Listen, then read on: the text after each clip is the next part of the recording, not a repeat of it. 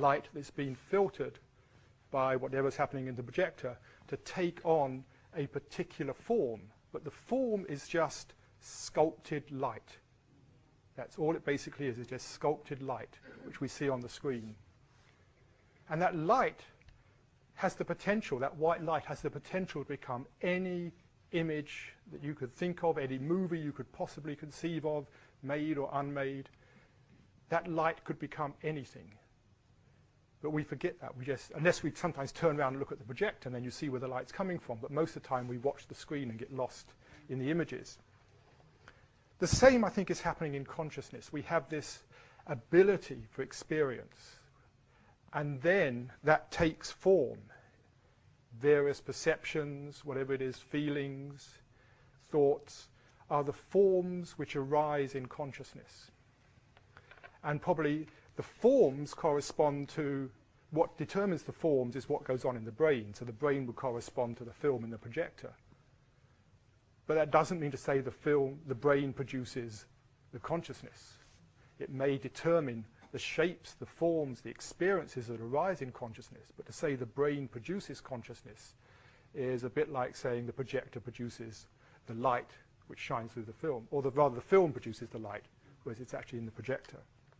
And again, the same is true of consciousness in terms of its potential. You could say our consciousness has the potential to become every experience we ever have, or could ever have, or that any being could ever have, whether it's a human being or an extraterrestrial or a dog, whatever. Every single experience that could ever be had is in consciousness as a potential.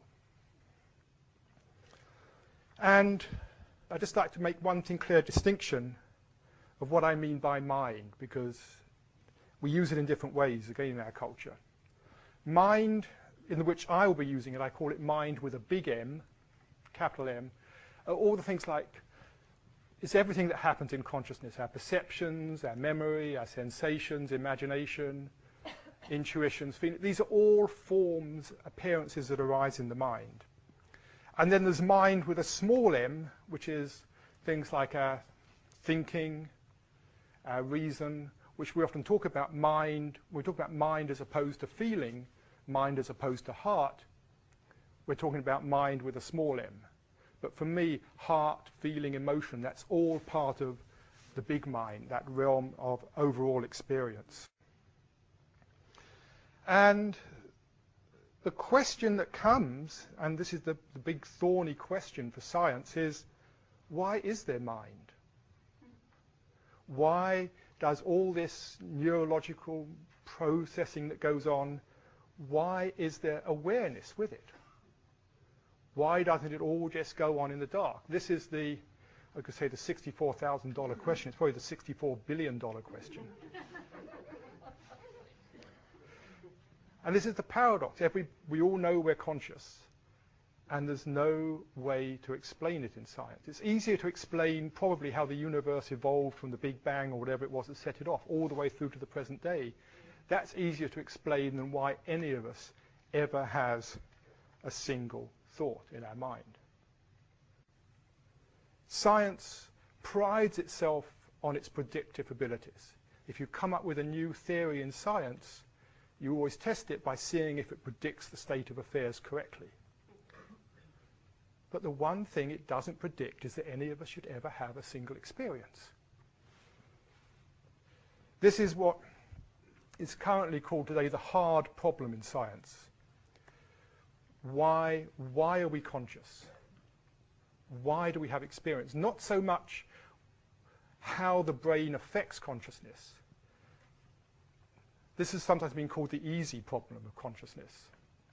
David Chalmers, who was professor of philosophy at Arizona, he's actually just moved back to Australia, he said, the easy problems of consciousness are understanding what goes on in the brain when you have maybe a certain feeling or solve a certain mathematical problem, have a certain thought. We may one day understand that, which is like understanding what the film is like in the projector. We may one day understand what goes on in the brain when we have a certain experience. Those are the easy problems, relatively easy. Very hard problems, actually. We said the real hard problem is why any of that gives rise to experience. The way he put it was, how does something as immaterial as consciousness ever arise from something as unconscious as matter? We assume that matter is unconscious, and therefore our brain cells are unconscious, and all the chemical, electrical activity that goes on is unconscious. How the hell does consciousness come out of it? That's what's often called the hard problem of consciousness. I actually don't think it's a hard problem at all. I think it's an impossible problem. It's actually we're asking the wrong question. And the reason is we're stuck in the wrong paradigm. And just very briefly, just to recap on paradigms, paradigm is a word that's often, it's got misused a lot in recent times. You know, we talk about paradigms in diets and goodness knows what. The original idea of paradigm was put forward by Thomas Kuhn as the basic idea that underlies any area of science. So quantum theory is a paradigm in physics. So is relativity theory a paradigm. You could say the DNA model is a paradigm in molecular biology. It's a sort of the deep, unquestioned assumptions that we think are true. We think are absolutely true, and that science does all its work in. And what Kuhn showed was we think they're true, but they change with time. And when they change, there's a big resistance. Scientists don't like changing their minds. You know, we'll change jobs, we'll change partners, we change where we live, but changing our minds, that's much, much harder. And so when this happens, when a new paradigm comes in, there's a huge struggle that goes on. And the classic case, which I just want to go over briefly because it's relevant to consciousness, is what happened 500 years ago with the Copernican revolution.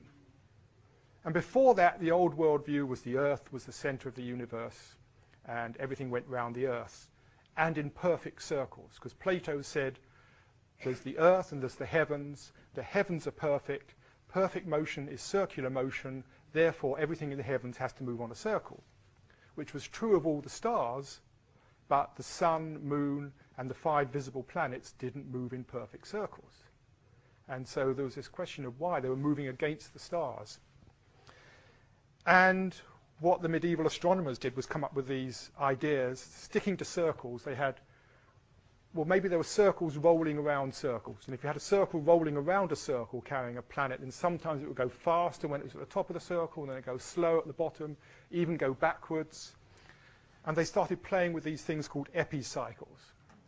And that got a bit better, but it wasn't quite accurate enough, so they put more circles rolling around the circles, rolling around the circles, and they started shifting the axes around, and they started getting things like this to try and explain it.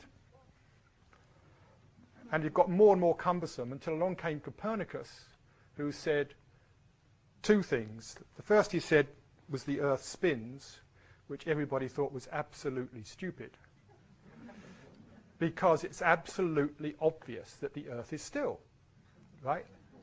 I mean, nothing's flying around this room.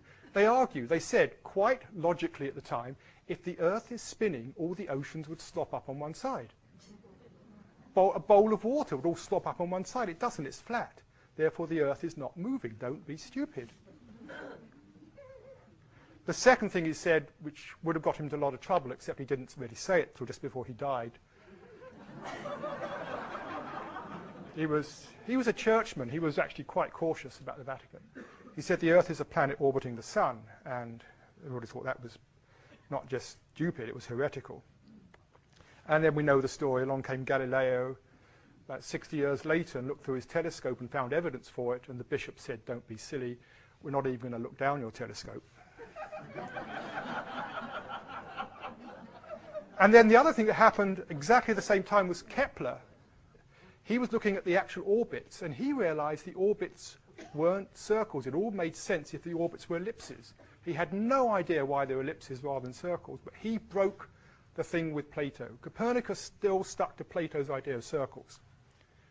And then it was actually later still, another 40 years after that, so Isaac Newton came along and actually showed that the laws of heaven and the laws of earth were the same, and when he did that, he realized that all orbits were ellipses and the whole thing made sense. But it took nearly 150 years for that revolution to happen.